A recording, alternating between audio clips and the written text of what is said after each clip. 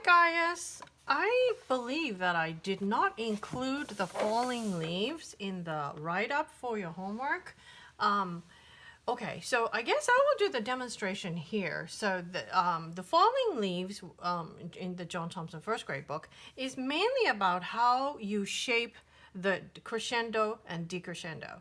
And you're playing line 3 and 5 just fine. So I'm going to just maybe it's best for you to listen and figure out where the loud stuff is. So I'm just going to do the first line only. And you start out with a mezzo piano, and so this is mezzo piano. And then when you get to the high D, it's an accent and it's the end of your crescendo. So that's the loudest point. So this is very important to be able to rise up into the big accent.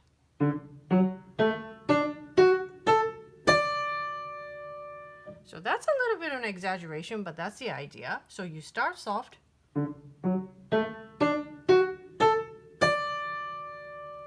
Now that part, another thing that's hard is your right hand, because your pinky has to be louder than your thumb. Left hand is easy enough because your pinky is the softest. Right hand you have to do. See, the A has to be louder. And then very loud. So that's one place you can practice right hand alone with the left hand playing the high D. So the challenge, again, to play the pinky loud and... Okay, so that's the first half of the line 1. The second half of the line 1, the measures 3 and 4, you have to maintain the right hand still loud. That third measure is all still loud because you haven't started on the decrescendo yet. And then the last one, soft. See, the fourth measure, that is the beginning of the crescendo, decrescendo, so it will not be soft. So it goes. So, see? So I'll play the whole 4 measures, line 1.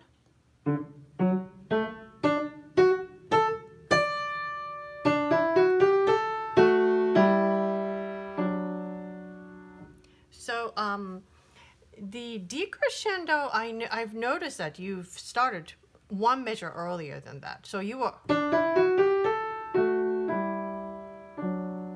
playing the entire 4th measure soft, and you were already soft going into the 4th measure. But you want to make sure that the 3rd measure is still very loud. Okay. So I would definitely practice just for the dynamics, measure 1 and 2, and then practice measure 3 and 4. So measure 1 and 2, I'll play a few times.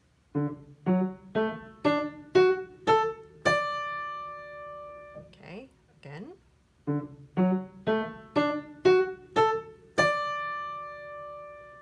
One more time.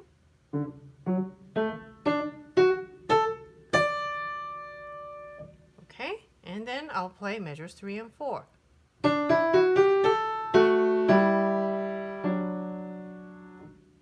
Okay, start loud and stay loud until the 4th measure.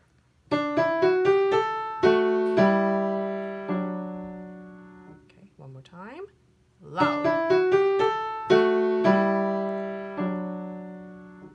Okay, so if you could do that, you've nailed the crescendo and the decrescendo.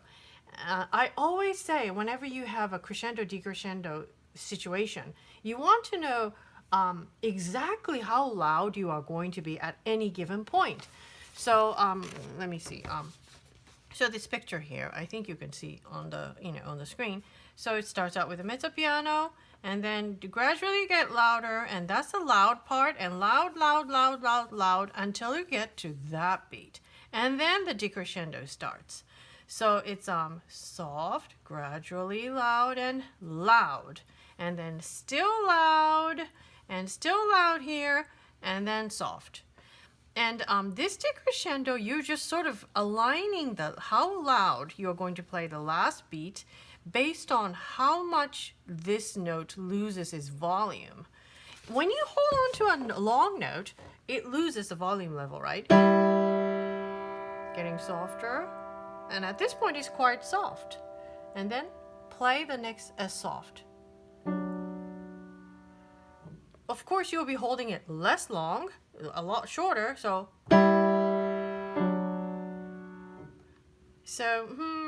if you play this one, let's say forte, and then the last one is mezzo piano.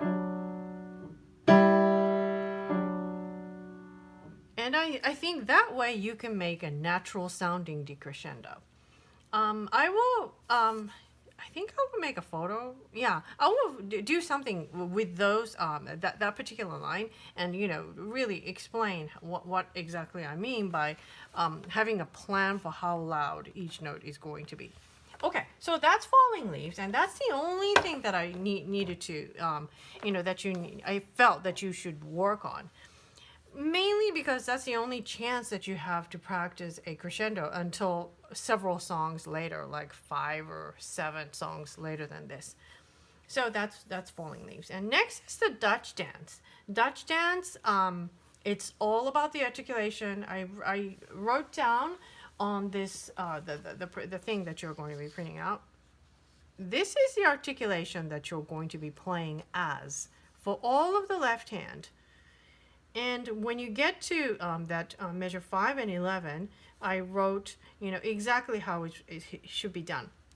Like I rewrote the staccato as a 8th note and an 8th rest so that you get an even better idea. But I will just I'll play through the whole thing and see if you can feel the articulation a little better. So maybe I'll play a little bit faster, but you don't have to play so fast. 1, 2, 3. 1, 2, 3.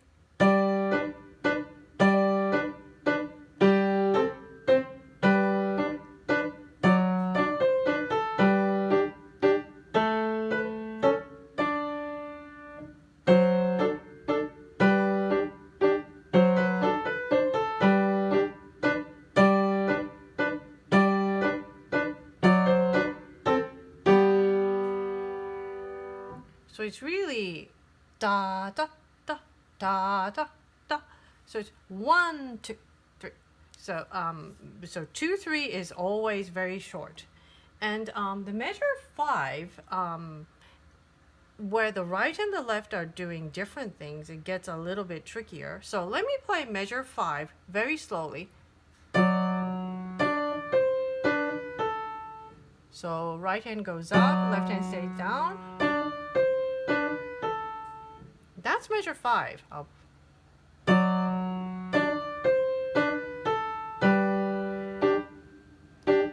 That's quite different, right? And then this is measure 11. Okay,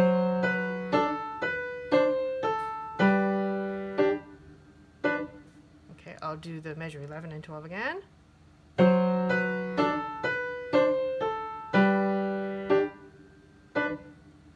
So to be able to play the correct articulation, it's if you can't play it slowly, it means that you don't have good control. It's a lot easier to control things when you play everything slow. So now I will play everything a lot slower. From the top.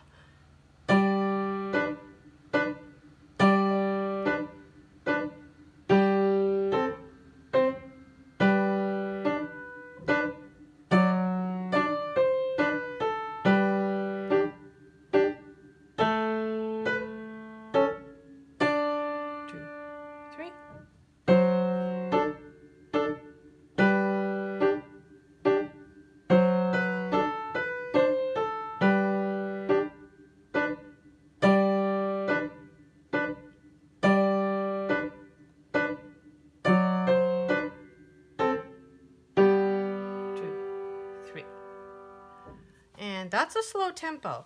I would definitely recommend you to play slowly so that you get the articulation correct. But to get a good overview, you can play a little bit faster because the dance has a much there's a lot of movement. So, it might be easier to capture this ta ta ta ta ta ta if you go at a certain tempo.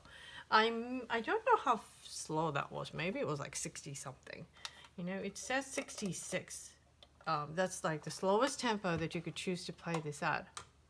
1, 2, 3. Yeah, something like that. I was playing pretty close to that 66 for the slow version.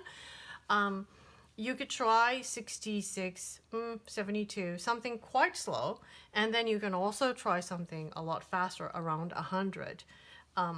Either which way, you want to make sure that the articulation is good and try to follow the instruction that I got for you. So it's going to be slur, staccato, staccato. Okay, ta, ta, ta. So the second and the third beat is always with the staccato. And then what that often means is that you have a quarter note here and eighth, eighth rest, eighth, eighth rest. So that's like how you can play as. It's not written as that, but you want to do it this way so that you give it like an exaggerated articulation. Okay, so that's gonna be it for the Dutch dance and the falling leaves. And I have one more homework that I have to do, which I will be sending you regarding the falling leaves crescendo and decrescendo. Okay, good luck. Bye.